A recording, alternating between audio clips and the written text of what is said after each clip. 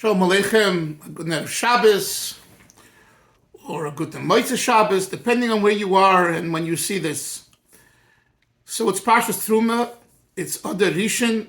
We're blessed this year to have two others, 60 days of Simcha. The Rebbe always said that just as the halacha says, Jewish law says that when you have a drop of milk that falls into a pot that has 60 times as much meat or chicken soup, it's annulled because it's called batul b'shishim. It's annulled in the 60s, and therefore it's still kosher. So any negativity that might be in a person's life is annulled this month and next month through the 60 days of joy of Simcha, Mishnichtas, Adar Marbim Simchas. When you get into Simcha, when you invest yourself, not just when 60 days come along, but if you live with Simcha, you enter the inside of Simcha, Mishnichnas, go into Simcha, then every negative issue falls aside. I want to begin today with something that I reminded myself in talking with a friend, and it's an important story for us in our lives. You've heard me speak about Reb Mendel Chasidic, my great uncle, several times, and he was what they call a venerable Chabad Chassid. He was born in 1907. He lived through the hardest of times. He was sent to Siberia for hard labor for 9 years. He came to England and then to Eretz Yisrael. He became the Mashpia in Kfar Chabad in 1973. And he was a sharp-witted chassid. Very smart man, very street smart, very practical, yet very religious and frum and Baal Mesiras Nefesh, and a heart of gold and a love for everybody. Selfless, completely selfless. So this Reb Mendel Chasidic, who, by the way, raised my father-in-law, my father-in-law's father, Reb Zalman Serebransky, was out, making a living, and also he was in the Russian army for a while. So who taught my father-in-law Aleph Beis? Reb Mendel always told me, I taught your father-in-law on my lap. I taught him Aleph Beis. This happened in Kfar Chabad. One day, Reb Mendel runs over to a young man, to a younger man, and he says to him, I'm giving you money, and I want you to take the money and buy an airline ticket and fly to France and go to Brunois, where the Lubavitch Yeshiva is there, and there is a very good Yedid Nefesh, a soul friend. His name is Aron Yosef Blenitsky, the son of the famous chassid Reb Yisrael Noach Blenitsky, known as Yisrael Noach HaGodl, who lived 100 years. He was born in 1883 and 1882, and he passed away in 1982, I believe. Anyway, and his son Aron Yosef was part of these Bacharim, Jungelite, who were the warriors, the first warriors in the Frierdiker Rebbe's underground campaign. Reb Mendel, Reb Shia Korf, Reb Zalman Serebransky, Reb Nissen Nemenov, and the list goes on. All of those people. Aron Yosef was one of them. And Aron Yosef, Reb Mendel considered a Yedid Nefesh. And he says to this younger man, I'm giving you the money because I am too old, too tired. It's very hard for me.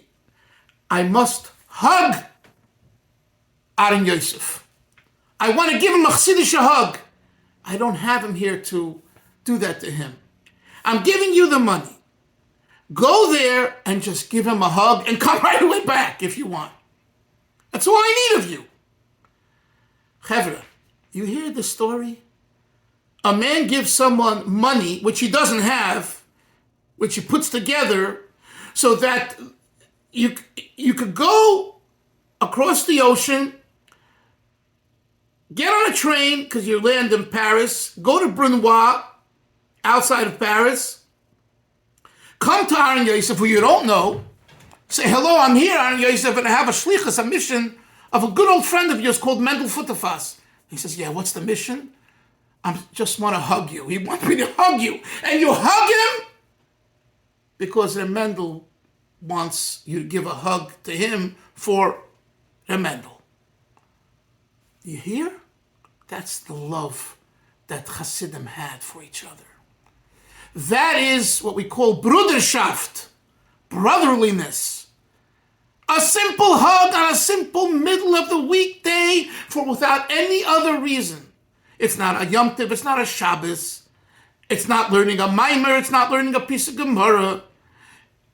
It's just an ordinary day, and someone greets you and wants to hug you. Now, I know this sounds very, huggy-duggy, lovey-dovey, very our popular culture, pop culture, open love and free love and kissing and hugging and everything else. Rabbi said, it's not what I'm talking about here. I'm talking about Kedusha, holiness.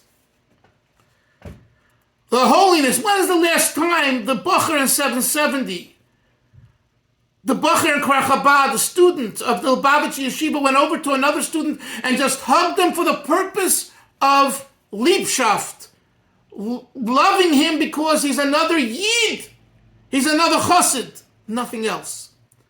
And in this crazy world of so many sick ideas out there, we need to know that this is a truism. This is what Lubavitch is about. And not to allow the popular culture to dismiss this and to erase it, chas v'sholem.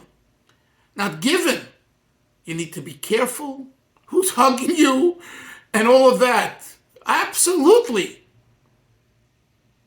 And unfortunately, the kabdeu v'chashdeu respect him, but suspect him is more of a reality today than it ever was. And I understand that.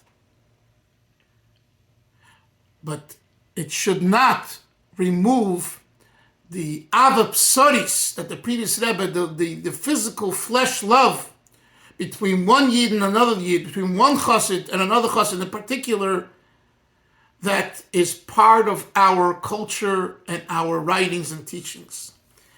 And I say this because we talk about Simcha. Simcha begins at home, hugging your own children, your own family.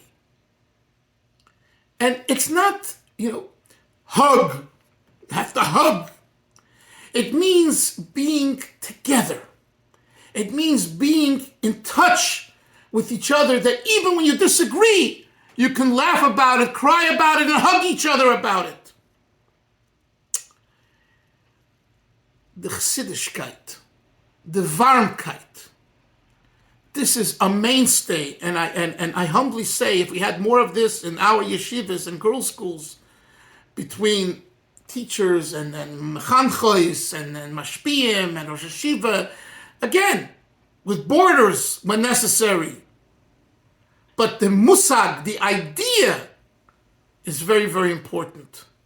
That was the culture of Lubavitch Chassidim in the past. Yes. The formalities were, as we say in Yiddish, the samehepech, Yiddish Hebrew, the exact opposite of what Lubavitch stood for. Oh, are you wearing your tie or not? Is your hat straight or not? How do you smell today? How do you look? Aboisai, it wasn't that way. I'm not suggesting we look like slobs. We don't look put together. I'm not saying that. But what's the ikar and what's the tuffle? What's primary and what's ancillary?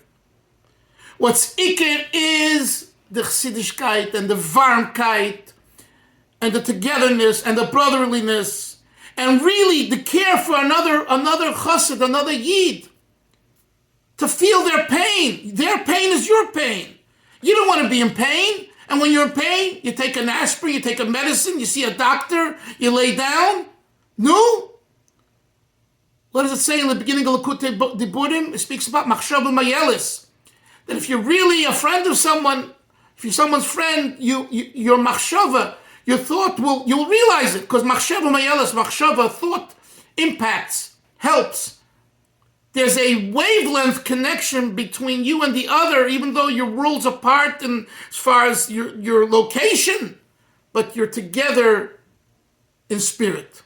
And Hashem help us that with the 60 days of Simcha, we practice this, we live with it, we fabring with it, and we do it in a healthy way, in a Yiddish way, in a Chassidish way, and of course we are in touch with Rabbonim and Mashpiyim and honest people and people who are looking for people's betterment, and we are zeicha, we merit through this Warmkeit and Chassidishkeit to be zeicha to the Gula Shlema, B'Korev Mamish.